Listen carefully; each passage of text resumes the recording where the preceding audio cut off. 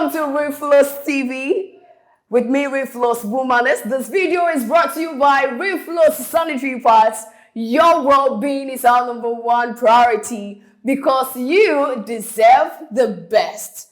Today is very, very, very exciting, and you know what?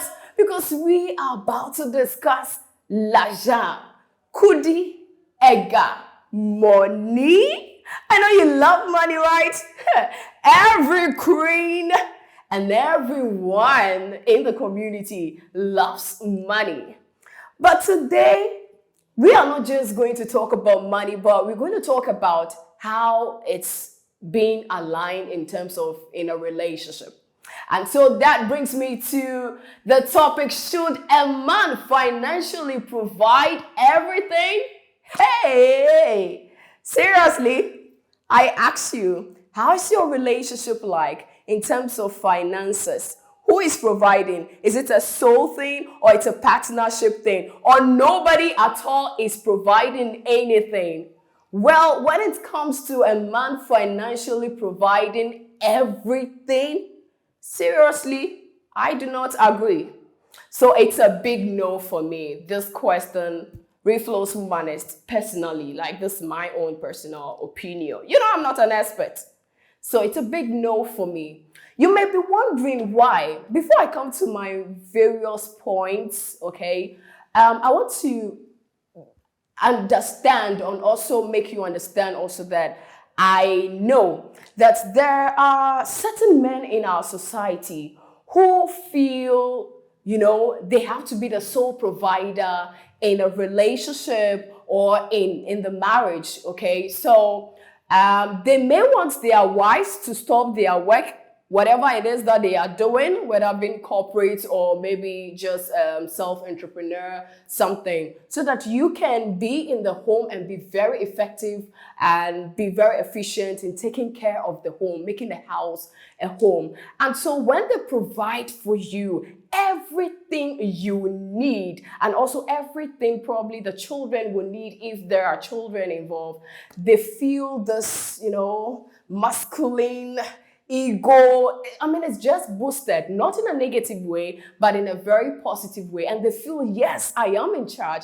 I am the man of the house and I'm doing my duty just as I have been assigned to. So, well, if you happen to find yourself in such relationships, I wouldn't say you should be out. I think you should have a discussion with your man if it's okay with you, and if it's not okay with you, have a communication with him, and so that you both can have a fulfilled marriage. Now, let me share my reasons why I think that the man should not be the sole provider in terms of finances for the relationship or for the family. First and foremost, I believe that marriage is a partnership thing, okay? It's a union. Do you remember we talked about it in our previous video? So it's a union between two people.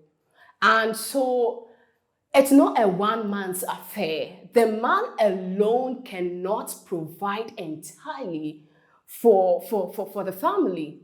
And you realize that the needs of the family keep increasing and increasing, especially when children comes in. And you know, living standard now, it's not easy. It's very expensive. You want the best schools for your kids so that they can get the best education, you have to pay for it. The bills, you have to pay for it. The best entertainment like DSTV, Netflix, and all of that, you have to pay for it. The best vacation for the family, you have to pay for it. Even eating a balanced diet so that you can grow healthy, you have to pay for it. And all these things cost. The man alone cannot be. So a woman also bringing on something, having a share, maybe 40, 60 or 30, 70. I mean, I think it's fair. That way, both of you can build together. And my next point also is that financial liberation for women, seriously. You know, we have been discussing about being independent and being financially empowered. Our empowerment journey, it's not only about self, but it's also about having finances, you know, knowing how to have financial plans and all of that. So this is actually an opportunity for us to use, to engage ourselves in activities that will open us up to having this financial dependence. Personally, I love to look flick. I love to, in terms of dressing, I'm very much concerned about my appearance, because I believe in this quote that says, you are addressed by the way you dress in our community. And so I wouldn't just want to just be like that. And I want my man also to look fleek. And I want the best of everything. So I don't feel comfortable if I'm in a relationship and I'm dependent on a man to give me money for my hair, give me money for my clothes, give me money. Seriously, that's me. That's me. I don't like it. If he gives me like from his own accord or desire, woo, I'm just going to appreciate it so much. But if it doesn't come, it's not like I'm just going to list for you. Monday, you have to give me allowance. Tuesday, I don't even feel it. My confidence, seriously, it doesn't work for me. So I love to provide for myself, work for it, and be, support whosoever I am with. And the third point I will talk about is that the securing of the uncertainties of the future. Hey, life as we are in, tomorrow is never promised. Who knows what will happen? A man is not God. So you cannot entirely put your trust, your life, your plan, your future on one person. So it's the same with a woman. So if you are in a relationship, I would encourage that you as a woman will learn how to invest for the future, have a standard. You understand? What happens when there is a divorce? What happens to the children when the man loses his job? What happens when the man suddenly dies? Are you prepared for it? If the man is the sole provider financially keeping that family, what happens to the children upbringing? What happens to the basic needs of the family? Is it just going to collapse because the man is not there? You have to be a woman, and we've talked about who a woman, an African woman is. It's not just being a woman because we've been called a woman, but we show that trait, that kind of nature that we have within us. We think ahead. We plan. We are a very good support system.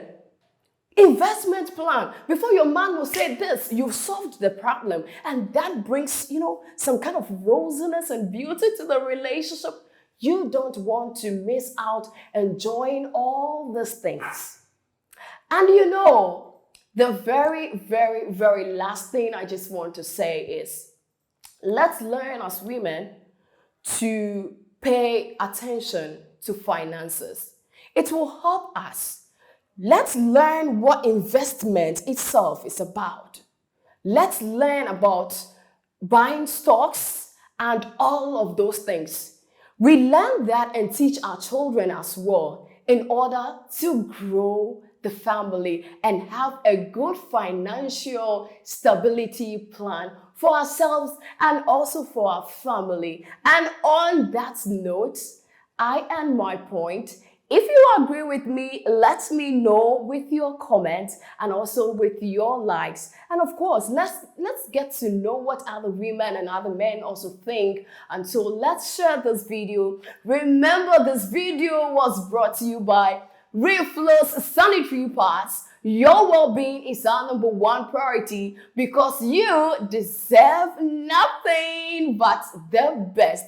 And remember, these parts are readily available here in Ghana in all our markets here. So just go grab yours.